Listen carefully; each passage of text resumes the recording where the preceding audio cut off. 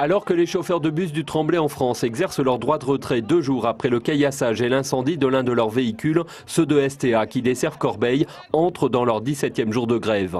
Ils ont été rejoints par ceux de la Tisse d'Evry et ceux de Bièvre, des politiques de tous bords comme le député UMP Franck Marlin et le président socialiste du Conseil général Michel Berson leur ont exprimé leur soutien.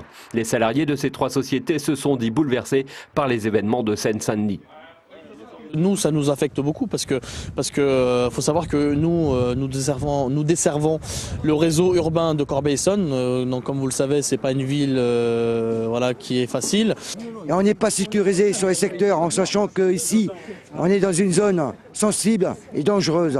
Vous savez très bien qu'il y a beaucoup d'agressions sur les conducteurs et conductrices au niveau de la zone Évry-Courcouronnes, Grigny et tout le secteur. Nous aussi, ça nous interpelle. On a interpellé aussi la direction sur ces problèmes qui peuvent nous arriver. Notamment, ça nous est arrivé aussi il y a quelques années, en 2005, au Noyer-de-Rue, où un bus avait complètement brûlé, quoi.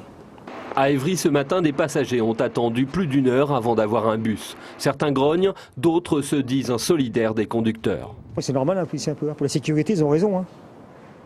Ils sont pour rien, il faut qu'ils soient protégés, c'est normal. Ils sont en train de pénaliser les travailleurs parce que là, nous sommes bloqués pour aller au travail. C'est pas du tout normal, pourtant, apparemment, ils sont quand même bien payés, mais on ne comprend rien.